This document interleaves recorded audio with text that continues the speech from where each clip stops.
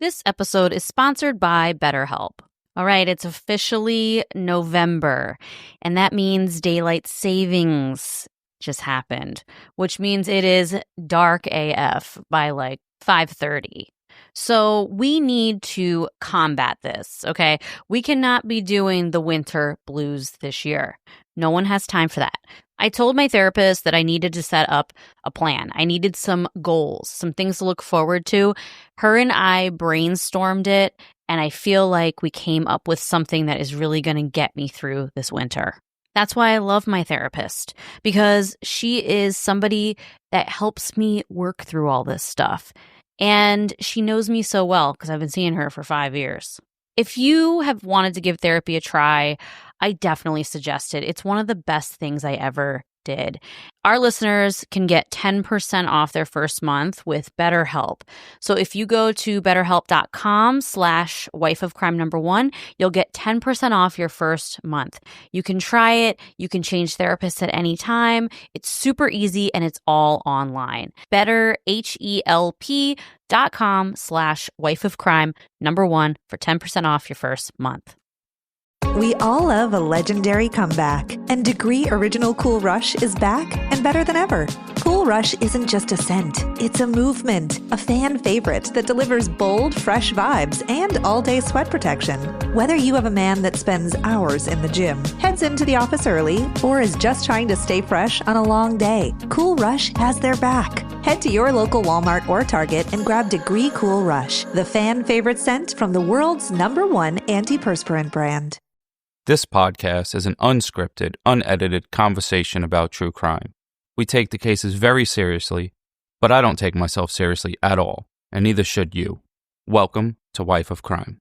So, Russ, there is a small voice that lives inside of all of us. The one that tells you when something is off.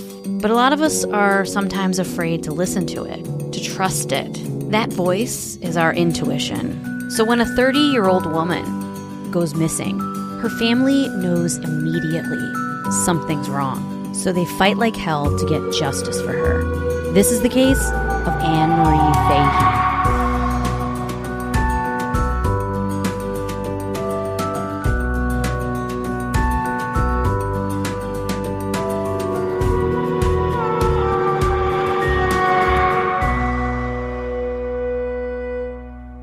Hello, everyone. Welcome back to Wife of Crime, true crime podcast where I tell my husband, Russ, true crime stories and he reacts to them. What's up, folks? It's your boy, Russ, a.k.a. Meals on Wheels, a.k.a. the wheels on the bus go round and round, a.k.a. I stay fly with the old-fashioned in my hands. Oh, okay. And I'm Jess. We're back for another week. Yes, we are. So it's funny. We were just having a conversation before we came up here about Amazon packages. Yeah. And Jess, has had a streak. Like, it has to be like a 365-day streak or something. Like, something from Amazon comes to this house every day. And this is a true crime podcast, folks. But, so I was like, Jess, I saw something at the door again. I'm like, geez, like every damn day. She's like, I haven't ordered something in a week. And I'm like, true. No way. So I'm like, let's make a bet. She's like, okay. Like, because she thinks she's smart. And she says this when she thinks there's no consequences. Yeah. Mm-hmm. So I'm like, all right. She's like, I'm like, you think it's been a week? I'm like, all right, let's make a bet. So loser gets a wet willy. If you ordered anything within this week, you get a wet willy. Wet willies are disgusting, by the way. Yeah. Ew. And then if not, you get to give me a wet willy. And we get to do it on live, like Instagram Live, or at least post it. So I opened Amazon, and it's been 6 days. 6 days, guys. Jess goes, but that's not a work week. She's trying to move the goalpost and shit. 6 days is so close to 7. I do not want a wet willy. I think they're so disgusting. I wouldn't even like giving you a wet willy. But what happens to ass betters? Ass betters get beat up. Where I'm from. Well, so wet willy on deck. Stay tuned on Instagram at Wife of Crime Pod for the wet willy event coming soon. Wet willy event. Yeah. So nasty. Wet willy bonanza. Listen, I can't believe that you wouldn't let me slide with 6 days. But that's it's so close to 7. That's like when I'm placing a bet. it's 6.5 points, and then, and they score 6. Like, a half a point? You just can't give me the money? Yeah. No. You can't just not give me the wet willy. When FanDuel gives me the money for losing by a half a point, you won't get this wet willy. But until Disgusting. then... Ew. It's so gross. Ugh. Well, right before we decided to record, I read something on Instagram that I thought was really interesting. How to stop your wife from buying packages on Amazon every single day? No. How often do you get a package from Amazon and not remember what you get, and it's like Christmas? Yeah, you hear Smeagly. Look at it. It happens sometimes. How- I would say like maybe 30% of the time. Yeah, and you get one every day almost. So that means, 2 to 3 times, probably 2 times a week, you're getting Christmas presents from I love Jeff Bezos. I love that. That's nice. That's fun. It brings me a little dopamine hit. What's wrong with a little dopamine in people's lives? Because Don't be a hater. Because the bank account goes down. Don't be a hater. So I just read Adolf Hitler likely had a micropenis. Makes a lot of sense. Small dick energy? Yes. So they did a study. How? They did a study with his DNA, and they found out that he had a disorder known as Kalman syndrome, and that can cause stunting in growth of sexual organs. Wow. So people with that syndrome tend to have micropenises and maybe one ball. It really tracks. Maybe the penis size was the size of his mustache. The penis. What did they say? The carpet matched the drapes? Yeah. It was nubbalicious. Ugh, ew. That mustache was such a little nub. It was weird. Yeah, so he ruined that style for the rest of eternity. there's someone out there right now, like, they look in the mirror when they're like shaving. Men a lot of times will do like a Hulk Hogan mustache. Like, and When you're shaving? When they're shaving. I don't do that. I've never done it. Mm-hmm. But You're the only one. You're the exception. yeah, I really don't do it because I don't really like doing it. So I just want to get it over with. Oh, okay. But there's someone that does that, and they do all of them. And when they get down to the last part, the Hitler mustache, they probably look in the mirror like, damn, man, I look so handsome with this. He fucked it up. I got to cut it. Well, I think it's great that now all these years later, we're able to discover that he had a micropenis. I feel bad for anyone else born with a micropenis, but not him. They should teach that in the history books. They should. That he probably had a micropenis. Let's stop making history sound better than what it was, and let's just tell the truth. Let's get it all out there. Yeah, but he had a belly button for genitals. An Audi. He had an Audi. Anyway, I just thought that was interesting. It has nothing to do with anything, but I thought it was interesting. Back to our regularly scheduled program. This month on the Patreon, we watched and reviewed The Perfect Neighbor. All of our patrons insisted that we watch it. So fucking annoying. They were like, you guys have to, you have to, you have to. And then we watched it, and me and Russ were so pissed off the entire time we were watching it. We were both literally cussing at the screen. I could have stomped her, but I can't stomp her. I could have. You wanted to. Yeah, like she was the worst. Patreon.com/wifeofcrimepod. And it has all of our true crime and chill episodes, but we just released The Perfect Neighbor last week, and that documentary we hated very enraging. it. Very enraging. Very enraging documentary. So if you're having a tough moment in your life, don't watch it. Or just listen to the episodes. We still we make fun of her. We did make fun of her. I think I do. I don't remember what I said. We did. We made fun of her. We cursed a lot. Our typical thing. I always curse a lot. It's true. And Russ does the patron shout-outs. So this week's Patreons are Ashley, Shannon, Candace, Rachel, Ray, Russ, a.k.a. Goofball. All right, kiss my ass, but I get it.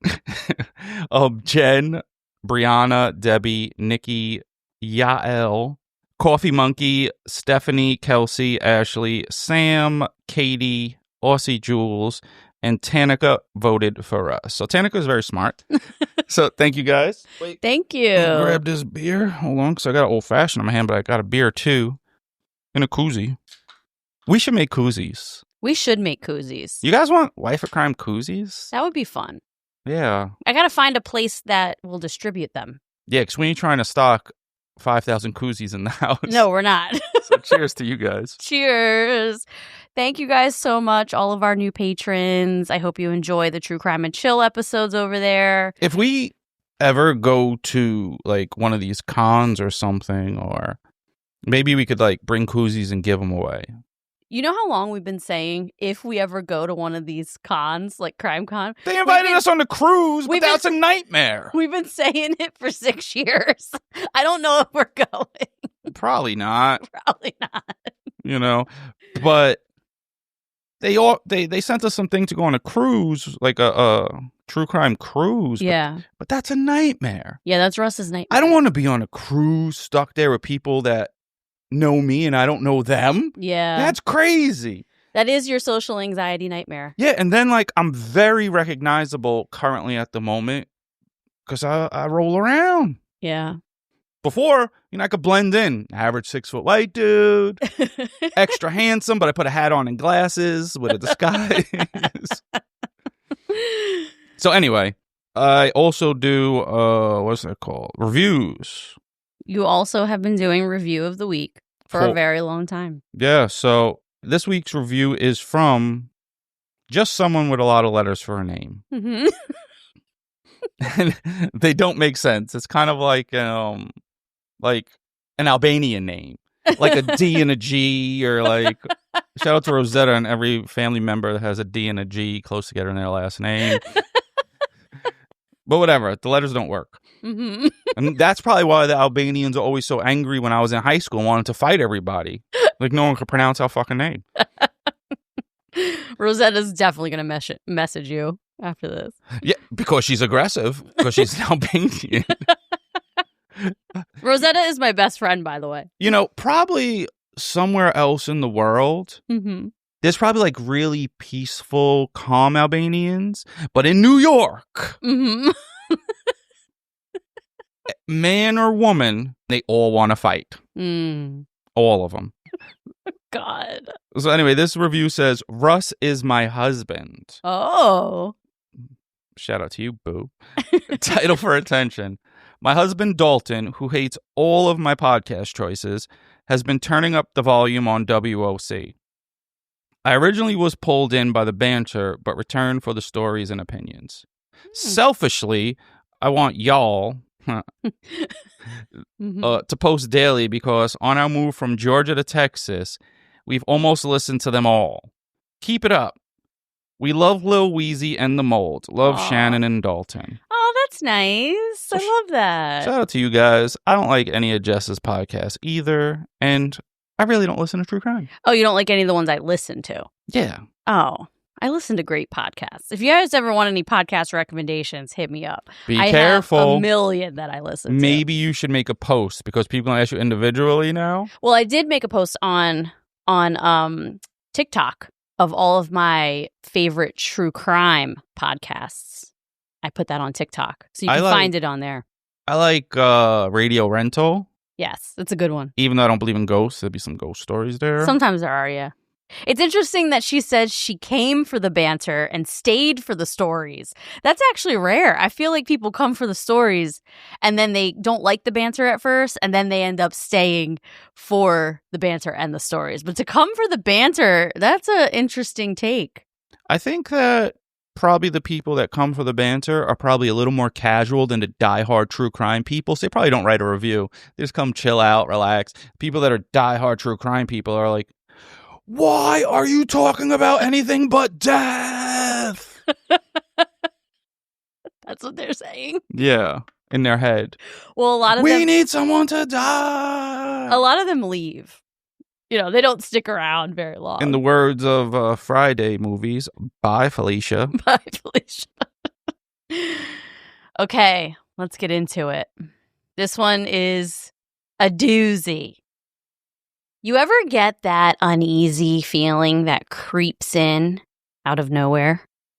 That tiny shift inside you that doesn't make sense, but something in your chest tightens just a little, like your body knows something your mind hasn't caught up to. That's intuition. It's not magic. It's memory, I got good intuition. pattern recognition, and self-protection working quietly in the background. It's the oldest part of us, whispering, pay attention. Every human has it, and I think you are someone that does a really good job at trusting it. Yeah. You never really question your own intuition. Trust yourself, not other people. You feel something and you go with it. You absolutely have been in touch with that part of you for a very long time, and I love that for you, and I'm very envious of it. I am 40 years old, and I'm just now really trying to work on this and become more trusting of my own intuition. I can't believe that I'm with a 40-year-old woman. I never would have thought Seriously? that. That's what you're turning this conversation into? Shut Well, up. when I was young, you look good as hell for 40. You look good as hell just for being you. Well, thank you. You're also older than me, so shush it. But Rocking you do the have really cradle. good intuition. Do you feel like that's something you've always had, or did you develop it over time? I think that growing up, I dealt with a lot of bad people, so I know all the signs of a bad person or deceitful person, or you have to deal with a lot of bad people to know what a bad person is or someone that's trying to take advantage of you. Yeah. So if you live an easy life and you don't deal with a lot of those and you don't have a lot of adversity, how would you even know the signs of it? Yeah. But it's not just bad people and dealing with people. It's also intuition about everything. Like, I feel like you just have good intuition in situations. Yeah. Not even just with dealing with other humans. Just in situations in general, honestly, you do feel something, like feel something's not right. And you don't necessarily know how to articulate it all the time. I usually articulate like, yo, we out of here. Yeah. You just know. Like, why? Just, come on, we out. You just know something's off. Yeah. So everyone has intuition, but the difference is a lot of women are told to try and ignore it. That's dumb. Let me explain. We're told to smooth things over, to not be dramatic, to stay calm, even when our pulse is screaming. Because the moment a woman listens to that voice, she risks being called difficult, emotional, crazy. So some of us swallow it. We smile instead of speak. We say, I'm fine. Some of us make ourselves small so no one feels uncomfortable around our fear. And that's how we end up in situations where love feels like walking on glass. Careful, calculated, pretending we're not bleeding. So I'm obsessed with Florence and the Machine. Russ will tell you. Her new album just came out, and I've been playing it on repeat. I play all of Florence's songs on repeat all the time. She's very attractive for an unattractive person. It's really weird. Well, Florence Welch is my spirit animal. It's like how Swifties are with Taylor Swift, but I'm like that with Florence. And Florence has a line in one of my favorite songs. The song is called What Kind of Man? And this line has always stuck with me. It's one of my favorite poetic descriptions of a toxic dynamic in a relationship. Florence says, what kind of man loves like this? To let me dangle at a cruel angle. Oh, my feet don't touch the floor. Sometimes you're half in and then you're half out, but you never close the door. I think about that image, dangling there, anxious, your toe stretching toward the ground, desperate for something solid, but it never quite touches. That's what it feels like when you're trapped in someone else's version of love. You keep reaching for stability, and they keep pulling it just out of reach. That tension, that cruel angle, is where so many people live for way too long. Half safe, half scared, telling ourselves, it's not that bad, but your body always knows. And this story, the story of Anne Marie Fahey, is about what happens when someone is trapped in a web spun by another person. Just when you think you might be finally free, they make sure you never get out. But this story is also about intuition. that deep knowing, that small, quiet voice. It's your body recognizing a pattern before your mind has time to name it. This is the tragic case of Anne Marie Fahey. Are you ready? Hell yeah.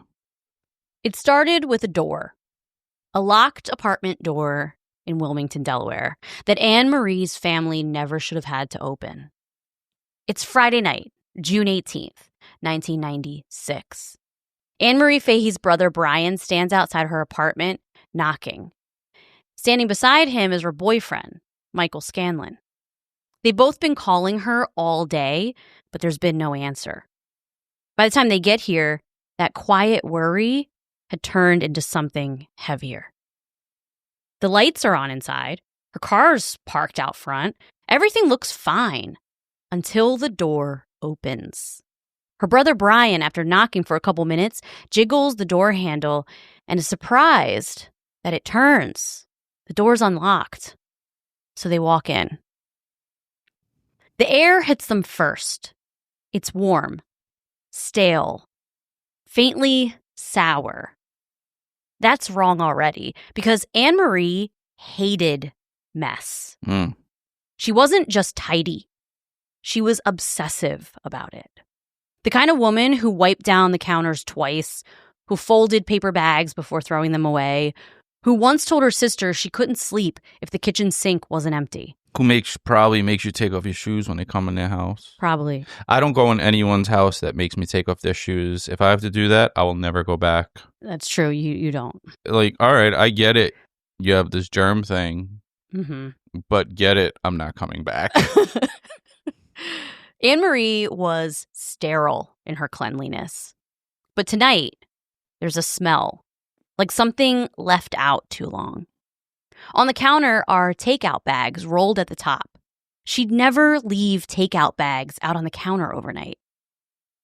There's a small trash can near the sink with wrappers and food that was rotting. She would have taken that out hours ago. Little details. But to her family, they scream, something's wrong here. Her purse is by the door. Her keys are right beside the purse. Her work clothes are laid out on the chair for the next morning. The kind of routine she never broke. Brian, her brother, starts to call her name, but there's nothing. Michael starts opening doors, calling to her. Bathroom, bedroom, closet. Everything is clean, but it's eerie, like she just vanished into thin air. When Kathleen, Anne Marie's sister, hears what they found, she doesn't waste time with denial. She calls the police immediately, and she tells them, "My sister didn't just run away. Something happened." At this point, the family and friends are all gathering at Anne's apartment, comparing notes, and they realize no one has seen or heard from her since Thursday. And just like I said in our episode about Lauren Giddings, when you don't hear from someone in a couple days, you don't just automatically assume something's wrong. It isn't until multiple people come together and you realize no one has heard from them. And you wish you wouldn't have assumed everything was fine. You know, it really depends on the person. So, like, my sister, if I text her and her phone's in her hand, it's immediate. Same back. Like, it isn't like, oh, let me wait to be cool. Like, you get a response back in a half a second. But if hashtag fuck Dave doesn't answer, and you know he saw the message, you just assume he's a dickhead. Hashtag fuck Dave. Shout out to Carrie, though. Who in your life do you have like fast responders and slow responders? I feel like CJ won't respond fast. Yeah, my brother, CJ, will respond. He doesn't go like days without responding, but he doesn't respond right away all the time. If someone doesn't respond the same day, I consider that like a fuck you kind of. That's not true because I do that sometimes with people. Like I will read the message and then I'll get distracted and I'll forget to respond, but I'll think I will have thought I responded. That happens occasionally, but if you do that all the time, you're a fuck you person. Like, yeah, I'm just still scrolling on Instagram. That's not always true. Yes, it is. All right, walk down the street and there's 100 people. Show me who doesn't have a phone in their pocket. But you've never read a message and thought you responded and then look back and be like, oh, crap, I thought I responded to them. Very rarely. Oh. What happens is it's usually me being petty, like, yeah, I ain't responding to yo shit neither. Well, that's not me. I'm not usually being petty. I really honestly forget that I didn't respond to someone, even though I thought I did. You know sometimes how when you walk into a room and you just feel something, like the air itself is trying to tell you the truth before anyone says a word? Mm-hmm. Well, that's what intuition feels like. It's quiet, but it's certain. And everyone who loved Anne Marie felt it that night. By the morning, the whole Fahey family was gathered at her apartment, and the story started piecing itself together in fragments. Anne Marie had been fine just 2 days before. She was chatty, busy, talking about the weekend. She mentioned plans to have dinner in Philadelphia, but not with her boyfriend, Michael, with someone else. Kathleen and a few of Anne's close friends knew about him. They'd all had a bad feeling from the start. He was older, politically connected, the kind of man who seemed charming on the surface, but always gave off that something's not right energy. They tried to warn her gently, the way you do when you can tell a friend is in deep but doesn't want to hear it. Anne Marie had defended him at first. She said he could be intense, sure. He was a very prominent lawyer, but he was also generous and smart and successful. Over time, those excuses started to sound less convinced. Kathleen said later she could hear it in her sister's voice, the hesitation, the shrinking. Anne Marie was very private about her personal life. She didn't overshare. Where are they from? This is in Delaware. But the few people she did talk to had seen a change in her. She seemed more anxious lately, more tired, like she was carrying something that she couldn't put down. So when they heard she'd gone to dinner with him Thursday night, their hearts dropped. Because Anne Marie had been trying to pull away for a while now. And this man didn't take no very well. Back in the apartment, detectives walked slow and careful, taking photos of everything. They didn't see signs of a struggle, but Kathleen kept pointing out things that weren't right. The trash rotting, the takeout bags, the disarray that only family would recognize is wrong for Anne Marie. That's true, because for other people, that could be normal, but your family knows how you are because you annoy the fuck out of them, and like she would never do this. It's easy for strangers to miss those small details. They just see a clean apartment. But her family saw it as a break in her pattern. They knew the difference between tidy and Annie tidy. Mm-hmm. And that difference told them something terrible had happened. That's the thing about intuition. It doesn't always come in big, obvious flashes. Sometimes it's just a feeling that the smallest details aren't lining up. The police tried to reassure the Fahey family that night. Look, she's an adult. She's 30 years old. Maybe she went away for the weekend. Maybe she's staying with a friend. Maybe she needed a break. Maybe there's a part of her life that you guys don't know about. You know, the cops would say that because you have to explore all options. But for people that really know their family, that's not a thing. But there are people that would say this that don't know their family members as well. Yeah, they think they know them. Yeah, so how do the cops decipher between that? Yeah, it's hard. You need to be very pushy. Like, no, I know my sister, and this is what she does, and this isn't. If there is rotting food all over her house and Chinese food over here that she didn't throw away, or like, no, there is something very wrong. Yeah, you need to be an advocate. Advocate. Yeah. That's a good word. Annie didn't take breaks. She planned them. Anne Marie planned everything. When she walked into a room, you could almost see the mental checklist forming behind her eyes. She was the kind of person who wrote reminders to make new reminder lists. That is you. Her calendar at work was color-coded. Cleanliness wasn't just a preference for her. It was how she controlled her anxiety. The following morning, the apartment became a kind of command center. Kathleen brewed a pot of coffee. Her brothers stood by the window, waiting for police cars, waiting for news. Michael, her boyfriend, sat at the kitchen table, staring at her purse. He kept touching the strap. He told Kathleen he called her office, he called her friends, even hospitals, but there was nothing. This is making me very anxious because I'm thinking about like my sister. Kathleen's phone wouldn't stop ringing. Neighbors, coworkers, reporters who'd already caught the rumor. And she kept answering, repeating the same line over and over. My sister's missing. This isn't like her. Anne Marie's friends started arriving to the apartment that afternoon. They carried casseroles because that's what you do when you don't know what else to bring.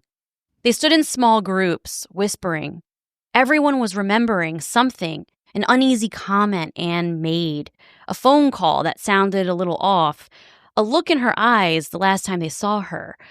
But a few of them knew there'd been that man, someone she'd known through work, older, connected. At first, he'd seemed impressive, but then he became possessive. Brother gotta go beat him up. Kathleen had never liked him. Neither had any of Anne Marie's friends. He'd show up in places where he wasn't invited. He'd call and email her office constantly. He began stalking her. Anne Marie cut the relationship off months ago, and everyone was relieved. But she was still caught in his web. And no one knew exactly how bad it had gotten until now. By Sunday morning, detectives began treating the case differently. They walked the block, knocked on doors, checked security footage. They saw nothing, no struggle, no forced entry. The last confirmed sighting of Anne Marie was a dinner she had Thursday night in Philadelphia. That was the thread they had to start pulling. Kathleen hated that word, dinner. It sounded normal, harmless. But everyone close to Annie knew she'd been dreading this dinner. She hadn't even told Michael, her boyfriend, she was going. Anne Marie didn't want to upset him, didn't want to explain everything. So she got a side dude. No. She just wanted to be done with this, once and for all. She wanted to put this toxic person behind her and enjoy her life with Michael. I'm very suspicious. You should tell, if you're very close with your spouse, they know everything. Like, if someone tells Jess, keep this to yourself, it means I know. Of course. But her and Michael hadn't been dating long. When Kathleen told police about the man from Wilmington Anne Marie had dinner with, she saw their faces change. His name was Tom Capano. They knew who she was talking about. Sounds very mafia. They'd heard the name before. A lot of people had. So they promised they'd look into it. Over the next few days, the search grew wider. Rivers, parks, highways. Every time a tip came in, Kathleen would get that tiny flicker of hope, and then it would fade. Anne Marie's friends described her as sunshine in human form. She wasn't loud, but she made people feel seen. At work, she was the one who remembered birthdays, who brought coffee for the intern, who noticed when someone was having a bad day. She was also fragile in ways a lot of people didn't understand. Her friends said she believed in love, not the dramatic kind, but the steady kind, the kind she'd found with Michael Scanlon. He made her laugh. He grounded her. He was supposed to be her future. And that's what made her disappearance so impossible to understand. She had plans. She was in love. Her life was full. So if she was gone, someone had taken her. It was that simple. Anne Marie met Tom Capano in work circles. He was older, established, the kind of man who knew everyone's name and shook hands like he owned the room. What was the age difference? I'm about to tell you. It's funny you picked up on that because it was big.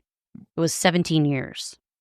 To outsiders, he seemed professional, helpful, generous with advice. But that was his mask. Tom noticed Anne Marie quickly. Women like her that are sweet, competent, humble, somehow always catch the eye of men who want worlds to revolve around them.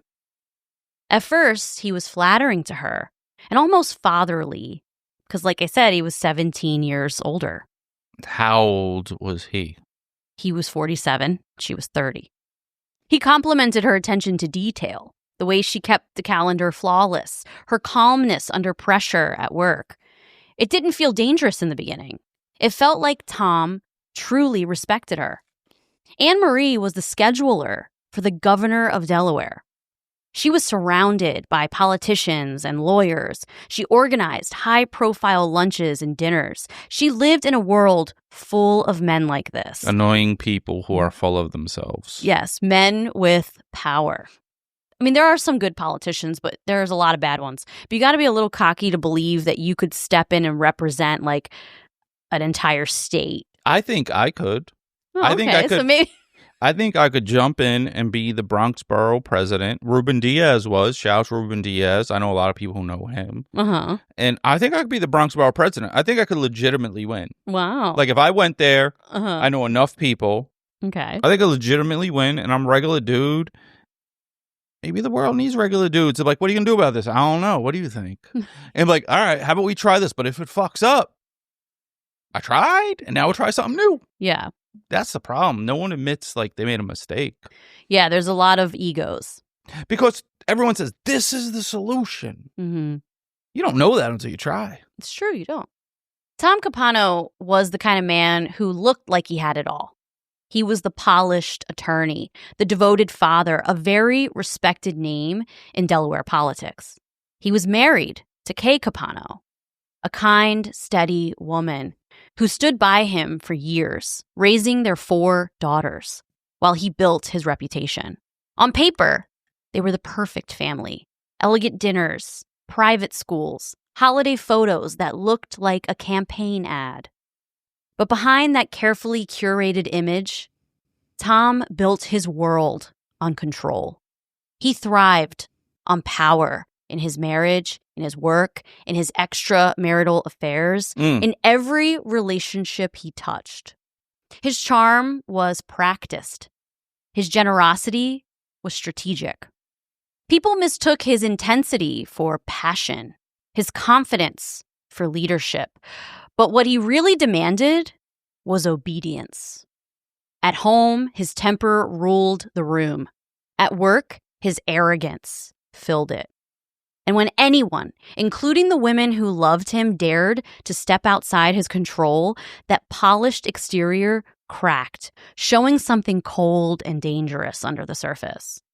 Interestingly, if you look up pictures of this dude, you'd be extremely perplexed because Homeboy is described this way by all the sources I used to write this, including the audiobook I listened to called Never Let Her Go by Anne Rule, who is the queen. We love Anne Rule. It was really good, but when you Google Tom Capano and you see what he looks like, you're like, huh? I haven't looked him up yet. Many times on this podcast, I look people up, but I assume he has a Burt Reynolds mustache. Okay, interesting. What else? Based on how I described him, how would you see him if, like, somebody's playing him in a series? Not fat, like slightly overweight, like just a smidge, like not ripped. Okay. But like dad bod-ish, but not like a cool dad bod, and with a Burt Reynolds mustache. Like his face isn't chiseled. Okay. See, I saw him differently when I was thinking as I'm listening to the audiobook and as I heard him be described in this way of having all this power. I saw perfectly tailored suit, older guy, salt and pepper. I don't see none of that. Interesting. Nope. Yeah, like I think he's average, but I think his money and his power makes him more attractive than anything of his physical. Well, he was not handsome. Knew it. And it just shows that power, arrogance, money can make even ugly people attractive. He had a lot of women that he not only slept with, but that really wanted him. He has money. It's not just about the money. It's about the power he had, too. Money, he was the personal lawyer for a lot of big politicians. Money is power because you can get people whatever they want. It's the same thing. Well, Tom met a woman named Debbie McIntyre back in the early 80s. She was quiet, a thoughtful woman, a teacher, a wife, a mom. And he met her at church, of all places. What started as a friendship, little conversations after service, turned into something that completely consumed Debbie. Be careful, women. She left her husband for him after they slept together, left the safety and stability of her family because she truly believed what they had together was real. That's the thing about manipulation. It doesn't always look like control in the beginning. So Debbie left her marriage thinking that Tom would also leave his and they'd be together. But he didn't. After she left her husband, he flat out told her, "I'm not leaving my wife and 4 girls. They never do. I have a reputation to uphold." But Debbie was too far gone. He assured her he'd leave his wife one day, but he just couldn't do it right now. No one's ever going to leave their wife. Like, if you're ever a side chick, which hopefully you're not. Yeah, hopefully you're not. But they're never going to leave. They're just getting what they can out of you. Yeah. And, you could tell their wife, but the wife ain't going to leave because their life is established, especially if they're rich. Yeah. And you're going to just be... Money makes it complicated, for sure. Good thing I'm broke. Shut up. For almost 20 years, she stayed loyal to him, waiting for him, believing him, forgiving him every time he disappeared back into his picture-perfect family life. This is so annoying now. He kept her hidden, calling only when it was convenient, pulling her close and then pushing her away. Just like Florence said, "You let me dangle at a cruel angle while my feet don't touch the floor. Sometimes you're half in and then you're half out, but you never close the door." And through it all, she stayed because he made her believe she was chosen. Tom would eventually divorce his wife, Kay. But even after the divorce, he wouldn't be with Debbie. He moved into his own home, and he would have Debbie over when it was good for him. But none of his daughters or family knew about Debbie. She was still his secret, and she was never going to actually have him. Anne Marie told her friends that Tom was charming. He seemed genuinely interested in what she thought and what she had to say. And that's how it all started. He made her feel seen. He made her feel pretty. He sent flowers that were too much and then apologized for going overboard. He offered to help her. He solved problems that she didn't ask him to solve. He positioned himself as indispensable in her life. And that's how control starts. Not with demands, but with a favor. You say thank you. You say it again. And then you feel like you owe him something. The relationship started off platonic, but flirty. And then it grew, became physical, and turned into a full-blown affair. Anne Marie didn't know everything about his marriage at first. She just knew that something about him felt complicated. He told her the marriage was stale and they were just staying together for the image. He had stories that didn't line up. He presented himself like a good man in a bad situation, very unhappy, misunderstood, but loyal when it mattered. She hated that he was still married, but believed that it was not a loving relationship. So when he left his wife, Anne Marie was relieved. She had no idea, however, about Debbie, his mistress, who was deeply in love with him and was waiting for him to leave his wife, Kay. And Debbie never knew about Anne Marie either. So he's got his wife, he has Anne Marie, he's got Debbie. I mean, that's a lot of work, to be honest. Over time, Tom became moody. If Anne Marie didn't answer a call quickly enough, he'd sulk. If she made plans without him, he'd argue. By the time her friends realized how serious it had become, He was already in every corner of her life. He'd show up at her office unannounced, wait outside her apartment, call late at night and get angry if she didn't answer the phone. Kathleen, her sister, said Annie tried to laugh it off at first. She didn't want to sound dramatic, so she'd say things like, "He's just protective," or "he worries too much." But her tone kept changing, less affectionate and more fatigue. Still, she stayed polite. She'd answer when he called, meet him when he insisted, because that's what women are taught to do. No. Keep it civil. That's not true. Women are taught to do that. No, they're not. You're not a woman, so you don't understand. Not all women. Not all women choose to do it, but women are told It depends on your parents and who teaches you. Because there's women out there like, no way I'm taught to obey and do that. That is absurd. A lot of women are taught that. Okay, so maybe I'll change it to, that's what a lot of women are taught to do. Keep it civil. Don't make things worse. The control started that way, but then insidiously morphed into telling her how to dress, who to be friends with. He wanted to know where she was, who she was with, what time she'd be home. Jealousy got framed as concern. Boundaries got framed as misunderstandings. And Anne Marie kept trying to manage his feelings, shrinking herself smaller and smaller just so the room would stay calm. Anne Marie Fahey grew up in a house where love and chaos lived side by side. She was the youngest of 6 children, and after her mother died, when Anne was just a little girl, the whole family fell into survival mode. Her father, who was once a hardworking man, drowned his grief in alcohol. The kids raised each other, learning early how to cook and clean and shield one another from their father's temper.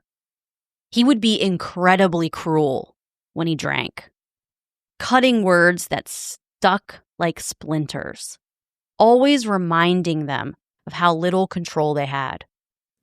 As Anne Marie grew to a teenager, her father, while drunk, would love to remind her of how little she meant in the world. He called her nasty names. He said she was fat, even though she wasn't at all. Even when you look at pictures of her as a young girl, she was never fat. He just loved to say it. He told her no man would ever love a girl with thighs as big as hers. No, thick thighs save lives. What's he talking about? He did this for no reason. Said hateful things just to take his anger at the world out on someone. His youngest daughter was the most vulnerable one, and he relentlessly ridiculed her for years. For Anne Marie, that chaos turned inward. She started trying to control the only thing she could: herself, her eating, her body, her space. Every calorie counted, every corner of her room immaculately cleaned, every piece of her life arranged with careful precision. She secretly was anorexic for years, telling no one how much her father's words sat heavy inside of her. Every bite of food that she took was a step closer to her being fat, like he always told her she was. That need for control came from a childhood where nothing felt safe. And those insecurities followed her all the way into adulthood, shaping how she saw love and trust and how she saw her own worth in the world, shaping how she brushed off that small voice inside of her. So men like this, she unfortunately knew them well and didn't know how to escape them. Fall is my absolute favorite season. It has crisp air and you get to wear cozy sweaters, and it's coming into the season of comfort food. It's the perfect time to reset and bring healthy habits back into focus. And with Green Chef, the #1 meal kit for clean eating, you can do just that. Don't get me wrong, I love a comfort meal here and there, but we can't do it every single day. Okay, we got to get some healthy habits going for the winter. Green Chef makes it easy to spend less time in the kitchen and more time enjoying the fall. And they have these new heat and eat meals, and they're ready to go in 3 minutes. Green Chef is great because all of us want to eat healthy, but sometimes it's hard to think of things to eat and hard to find ingredients. But everything comes together in a kit. The recipes change every week, and with week-to-week flexibility, you can adjust your plan whenever you need to. Make this fall your healthiest yet with Green Chef. Go to greenchef.com/50wifeofcrime and use code 50wifeofcrime to get 50% off your first month and then 20% off for 2 months with free shipping. That's 50wifeofcrime at greenchef.com/50wifeofcrime. So here's the thing. When I came into this relationship with Russ, I was the one who wasn't as good with money, okay? There's always one. Over the years, I got better, but I need a little help sometimes. So I started using Monarch Money. I wanted to feel organized and confident with my finances, and this app brings my entire financial life together in one place. It's helped me understand my investments better and how to increase my savings rate. Monarch was named the best budgeting app of 2025 by the Wall Street Journal, Forbes' best app for couples. It was named in CNBC's top fintech companies in the world. So don't let financial opportunities slip through the cracks. Use Wife of Crime at monarchmoney.com in your browser for half off your first year. That's 50% off your first year at monarchmoney.com with code Wife of Crime. It wasn't until the governor of Delaware, her boss, thought she might be the perfect match for Mike Scanlon. He introduced them at a work event, and Michael was exactly who Anne Marie needed. He was calm, kind, sweet. He was around her age, building a successful career for himself, and was genuinely interested in Anne Marie. He was healthy. This was what healthy is. Anne Marie started seeing through the cracks in Tom Capano, realizing she was in a relationship with another version of her own father. She compared these two men in her head and how she felt when she was around them. With Michael, she finally, for once in her life, felt safe. She knew she needed to get out of Tom's web. By the time she realized she wanted out, he already decided he was entitled to her. And that's when the calls started piling up. The drop-ins to work and her apartment happened all the time. The "I'm just nearby, we need to talk." She told him she met someone and she was done. She told her friends she was scared of what might happen if she made him angry. So she made herself small. She planned her exit like a woman planning a fire drill. And still, he didn't go away. She tried to be quiet and calm and say, "I'm done, I don't want to do this anymore." But he wouldn't leave her alone. There's a reason so many women try to leave gently. Sometimes we're taught that if we soften the goodbye, they won't explode. But the truth is, when someone's goal is control over you, there's no soft way that satisfies them. They don't want closure. They want to maintain ownership over you. And that's exactly how this happened. This isn't about him loving her. This was about him losing one of his possessions. So that June, her friends saw her as inching toward the door emotionally, less smiling when Tom's name came up. They could tell she was done, and she wanted him to leave her alone. Kathleen noticed it. Anne Marie's voice steadier, tired of making excuses for a man whose moods drained her. Anne told a friend she'd agreed to meet him for one last conversation, just to be done with it. The dinner in Philadelphia was supposed to be a boundary. It was Anne Marie saying, "We're done." She didn't tell Michael she was going because she didn't want to worry him or invite any confrontation in. She loved him. She wanted peace. She thought a calm goodbye could just end all of this. In the days before the dinner, she looked tired. A coworker remembered that she laughed less that week. Friends remembered her saying she felt sick about it. That's the whisper again, because your body always knows. When the police retraced her last known steps and reached the restaurant, they heard what we've already felt. The server remembered tension. There wasn't a scene, but she said the woman at the table was quiet and seemed very upset. The server said there was like a heaviness at the table. and it was awkward. And if you've been a server before and waited on a table of a fighting couple, it's awkward AF. He did most of the talking. She stared down at her plate, she barely ate, and then they left together. Back home, the investigation threaded through every part of Anne's life. Detectives learned about the phone calls, the unexpected visits, the way he inserted himself into her days. They learned that ever since she started dating Mike Scanlon, she told Tom numerous times she didn't want to see him anymore, but he insisted on seeing her. And this is when the stalking began. They learned about the other woman whose life had been entangled with Tom Capano for years. The picture forming wasn't of a woman who walked away. It was of a woman who was trying to leave a man who refused to lose. That dinner in Philadelphia would be the last time anyone saw Anne Marie alive. After dinner, Anne was supposed to meet Michael over the weekend. He tried to call her the next morning. There was no answer. By Saturday, he was pacing. By Sunday, the Faheys were living a nightmare. When police finally spoke to Tom, he smiled like it was all a big misunderstanding. Said they'd eaten, talked, and then he dropped her off at home. He's used to being untouchable. Exactly. He was calm. Too calm.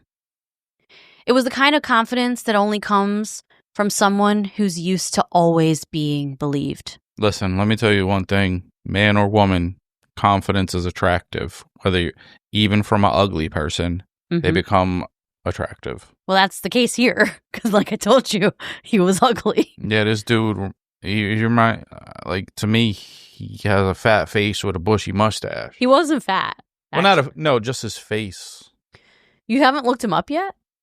As I was talking? Not what was the last name. Tom Capano. I couldn't remember it. But underneath that polished surface, detectives could tell something didn't add up. Phone records didn't line up. Timelines shifted every time he repeated his story. And the people closest to Anne Marie kept saying the same thing. She was scared of him. The more they dug, the more the picture changed. This wasn't just an old boyfriend. This was a man who lived for control. A man who collected women the way some people collect power. Or Pokemon cards. Yes. You gotta collect them all. I don't collect Pokemon cards. And then another name resurfaced. Debbie. Debbie had always believed him. Until that summer, when she started realizing what she was a part of. When investigators finally questioned Debbie, she looked terrified. She said she had never seen Anne Marie and didn't even know who she was. She said she didn't know anything about what happened to her. Days turned into weeks. No body, no weapon, no clear evidence. Just contradictions and a feeling in everyone's gut that they were circling the right man. The investigation continued. Anne Marie's disappearance made headlines. She worked for the governor, so as weeks went on with no real leads, this started to become a bigger and bigger deal. President Clinton even got involved. He said, Monica Lewinsky, hold on. I got to say something about this. Well, he called the governor of Delaware to tell him to give his sympathy to her family, but also to give the Delaware PD more resources. President Clinton ordered that the FBI needed to step in and search for Anne Marie. So once the FBI got involved, the investigation got more intense. They got a warrant for Tom's home and his vehicles, and they found a few things. He had recently bought a bunch of cleaning supplies, not just like one bottle, like a ton of cleaning supplies, all purchased around the same time. And he's never cleaned before. His living room... Because he got money. True, he probably pays somebody to clean. His living room had been recently immaculately cleaned with all of these cleaning supplies. And he also, in the last couple weeks, had gotten rid of his couch and carpet and replaced them. They found a few tiny, itty-bitty little spots of blood in his laundry room and living room. Crime scene investigators sent samples of the blood spatter to the crime lab. But remember, this is 1996. DNA testing isn't fully developed yet. So they usually used type matching back then, where they would match your blood type.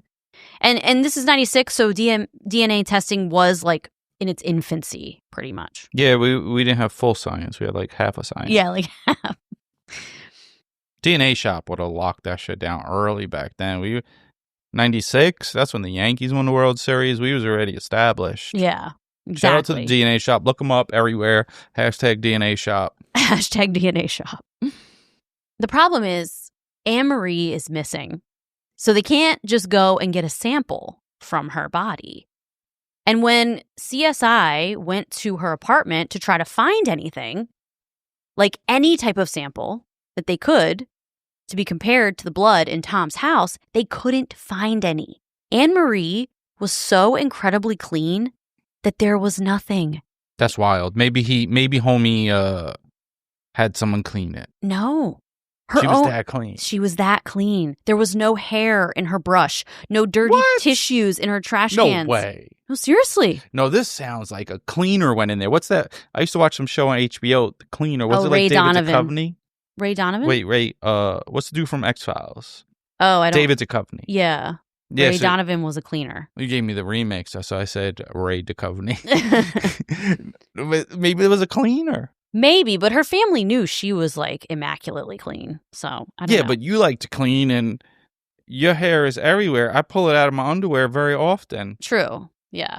Well, there was nothing in her house that they could use, which is pretty wild, actually. There's something up there. You think there's something weird about that? Everyone's DNA is all over their house. I could walk in any woman's house. Well, I could roll in any woman's house right now if they don't have stairs and find a hair. It's just how it is. Look at your hair. Well, I'm just saying. You have looks like you have a halo of fuzz around your head right now with the light behind you. I could see it. Well, they couldn't find three just fell off. Well, they couldn't find anything. So after the FBI gets involved, a big tip came in. Tom Capano comes from a big Italian Catholic family with 7 siblings. You don't say a Capano. One of his brothers, Louis, owned a waste management business. There we go. We all know what that means. But anyway. They got a guy. Yes. A few of his employees were questioned and told police that they were told to empty some dumpsters that weren't full yet, which isn't normal. They usually have to empty the dumpsters after they're completely full. And when they asked Louis why they were told to empty them prematurely, Louis said... Basically, he said, forget about it. Exactly. He said, don't talk about it over the phone. Don't ask questions. Just do what you're told. Italians, and I'm saying this, I'm holding my fingers like a kiss. You don't talk over the phone, and you got to wave your wrist back and forth. Yes. Investigators searched the landfill where the dumpsters were taken to, but there were no human remains found. But it's still a big lead. Because, what do the brothers know? Meanwhile, get this. They had a really hard time getting sample from her house, right? But her family told cops that she donated blood here and there. And she had just donated blood a few weeks before she disappeared. So the investigators went searching for it. They started making calls, tracking down records until they found that a sample of her frozen plasma still existed and it hadn't been used yet. The vial of plasma was cold and preserved, and it became the voice that she no longer had. Is plasma different from donating blood? So plasma is part of your blood. So you just donate blood and they could And then they can use a centrifuge to separate your blood, and plasma is a part of it. So basically you donate blood and then the blood bartender mixes a cocktail and now you have plasma. Well, they kind of separate it. They break down your blood. The vial of plasma, cold and preserved, became the voice she no longer had. Forensic scientists used it to build her DNA profile and compared it to the blood found in Tom's home. And the results were undeniable. It was Anne Marie's blood. Obviously. That one discovery changed everything. It didn't just prove that she'd been in his house. It proved that something violent happened there.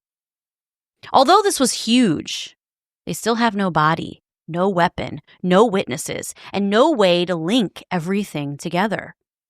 So they went back to the drawing board. Somebody knows something. His brother Louis, and maybe one of his other brothers. Mario. Jerry Capano, his youngest brother, had a shady past. He had been in and out of rehab, hung out with some questionable people, had been to jail a couple times on drug charges. If you were Tom and you needed help covering up a crime, who are you going to call? Your brother with the waste management company and your brother with the record, who was surrounded by shady characters.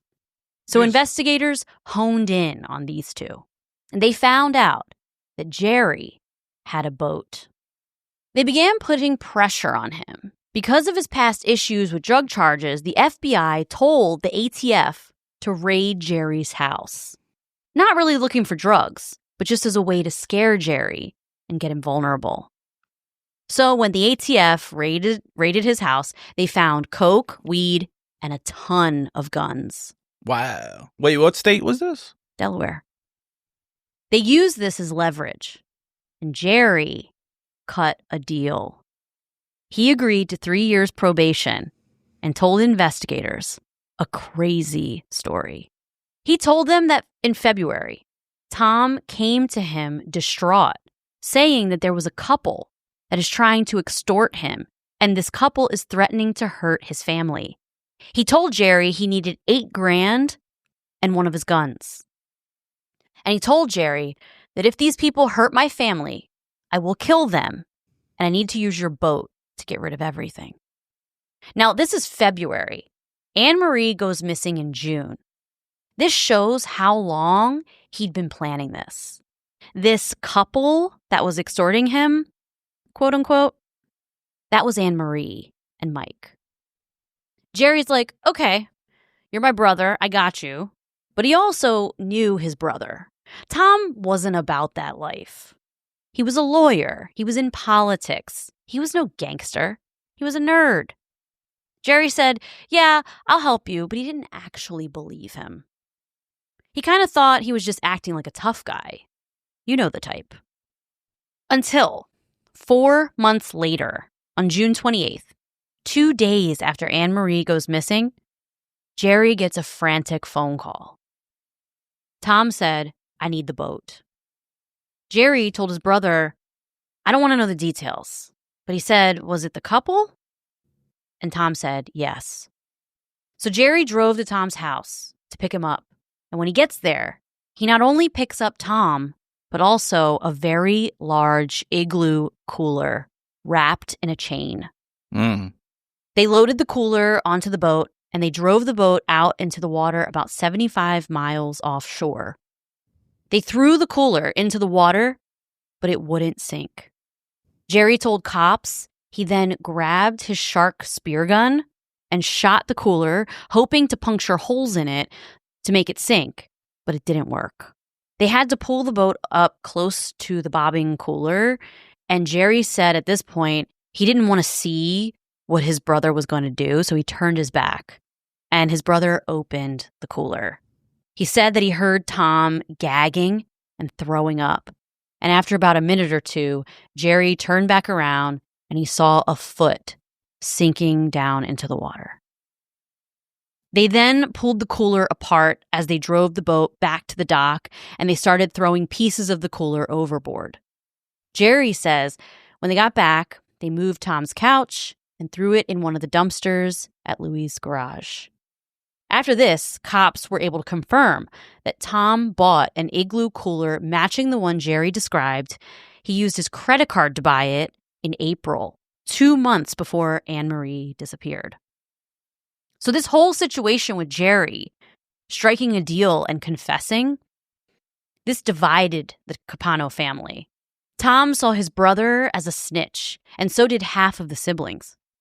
But thank God for Jerry striking this deal, because without this, Anne Marie might have never gotten justice. Louis and Jerry had each other's backs through this. They both felt like they had been pulled into this bullshit. Once the media frenzy hit, the two brothers realized what they were a part of.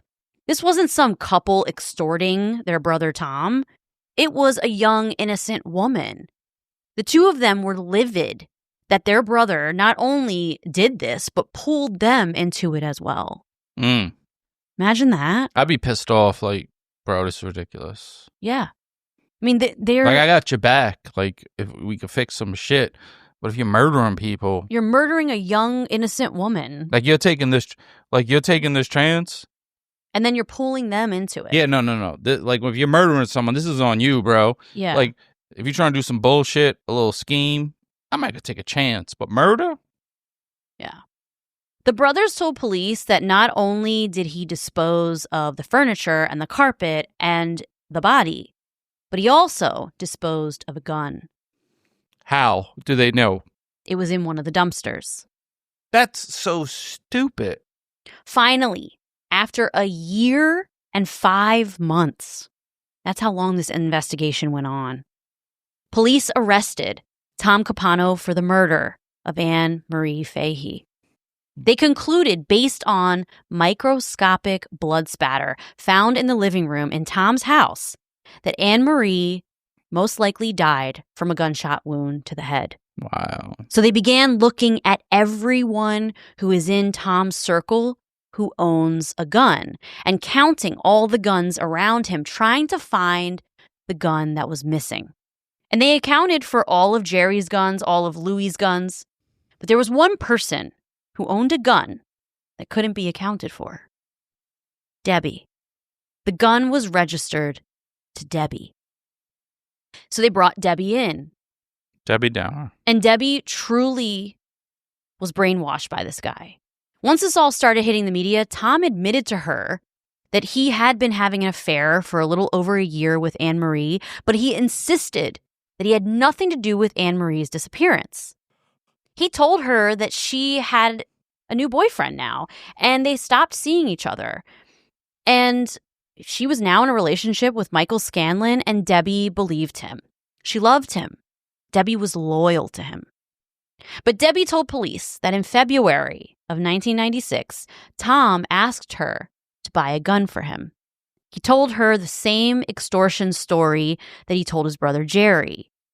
So Debbie went to the store and bought a Beretta .22 caliber, registered it in her name, and then dropped it off to Tom. The trial would last for months. The defense tried everything: character witnesses, excuses, 100 ways to twist the truth. But the evidence kept pointing in one direction. I can't believe trials last for months. This one lasted 12 weeks. His brothers were subpoenaed and put on the stand. And there are now pieces of the puzzle that Tom couldn't control. Kathleen, Anne Marie's sister, sat through every day of that trial. She said she wanted him to see her face every time the evidence was read, to remember that Anne Marie had people who loved her fiercely. Kathleen should shoot the shit out of him. People who refused to let her name be forgotten. Every witness, every photo, every timeline, it was all about pulling apart the story Tom had built around himself. He sat there at the defense table like he was still in control, neatly dressed, perfectly calm, taking notes, while everyone else talked about what he'd done. So he wasn't representing himself. He had lawyers, even though he was a lawyer? Yeah, he had lawyers. He had a team of lawyers representing him. I wonder how that works. As far as, like, does it look bad if you represent yourself, even if you're a lawyer? I think so. He wasn't nervous. He was angry. Angry that anyone dared to question him. Angry that the world didn't still see him as the powerful man he'd once been.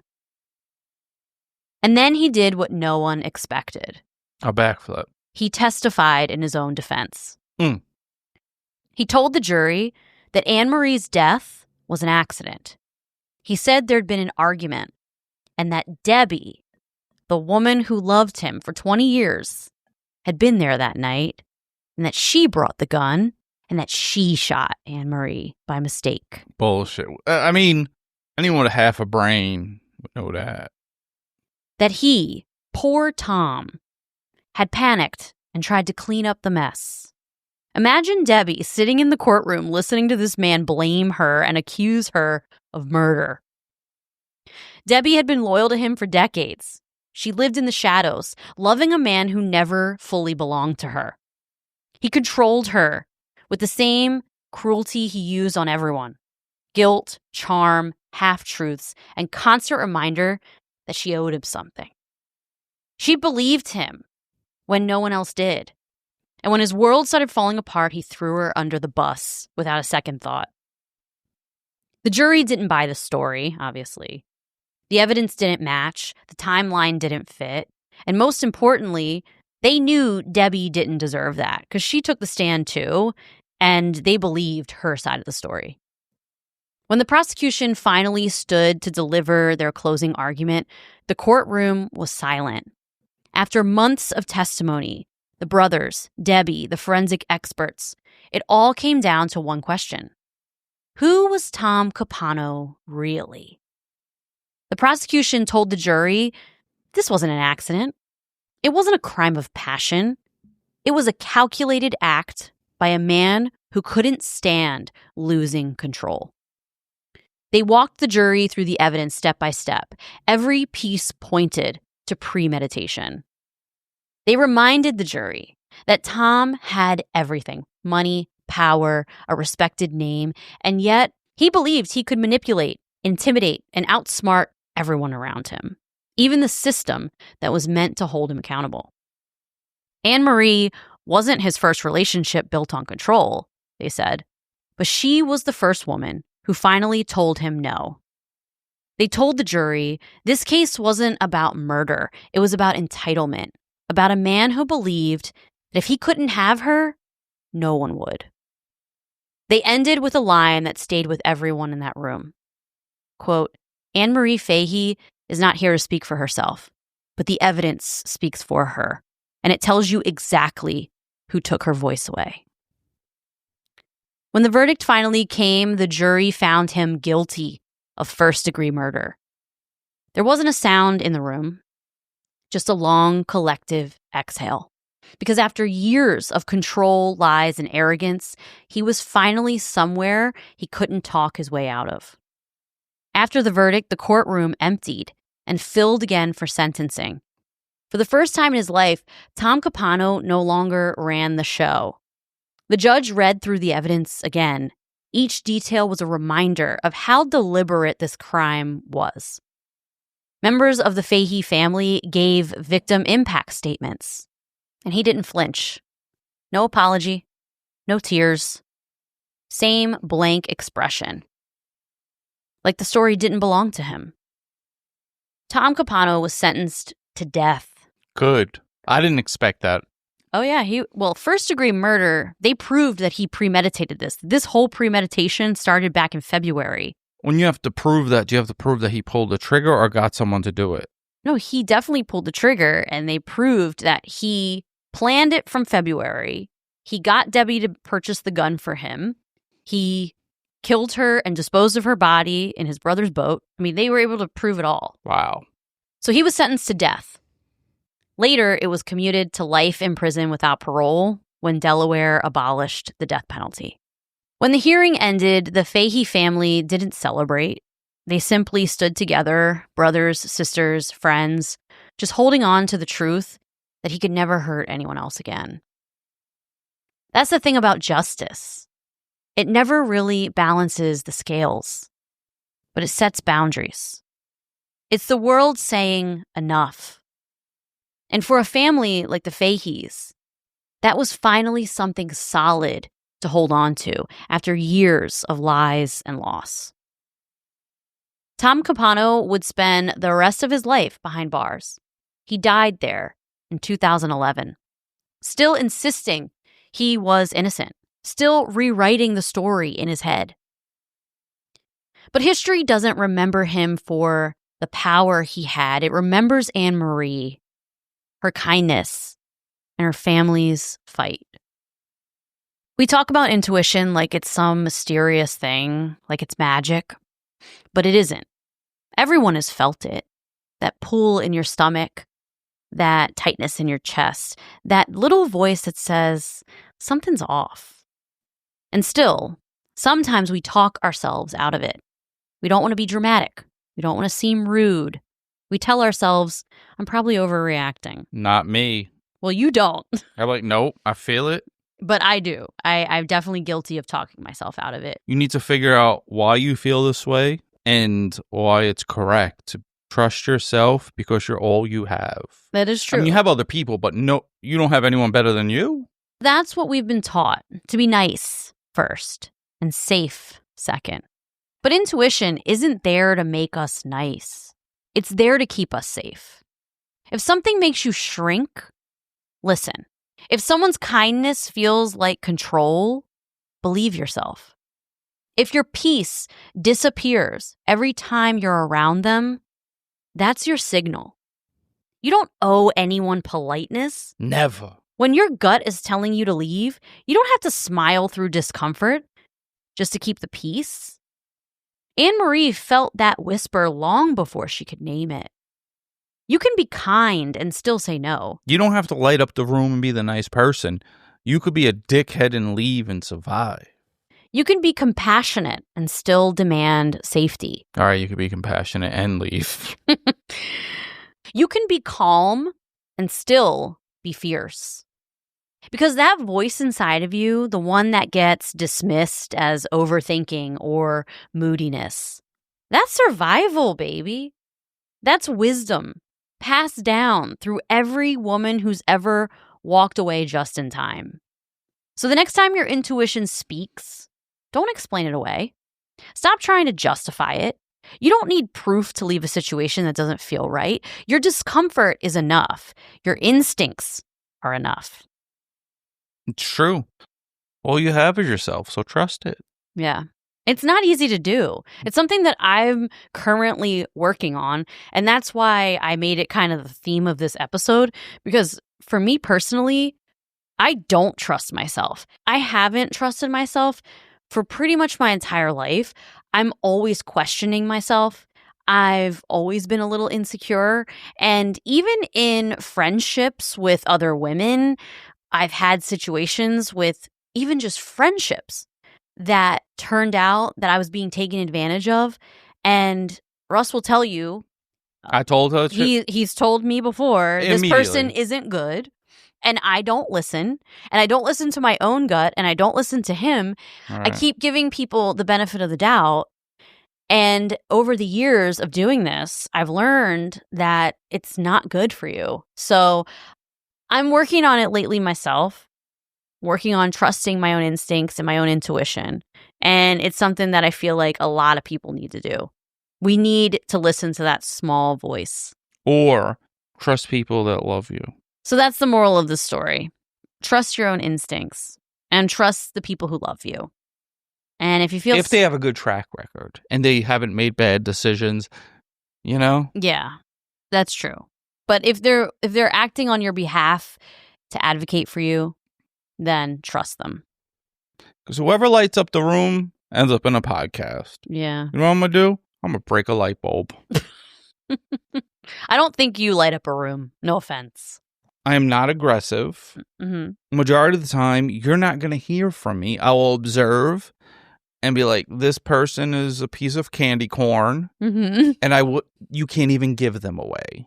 Like, I just stay away from anyone that has bad energy and is corny. Yeah, you do. All right, everyone. Have a wonderful week. Thank you so much for tuning back in. Check us out on Instagram at Wife of Crime Pod and Patreon at Wife of Crime Pod and Facebook at Wife of Crime, the Crime Family. And check out bookmark my future OnlyFans Meals on Wheels. I'm a full snack. Oh, God. You're ridiculous. All right, everyone. Have a wonderful week. Bye.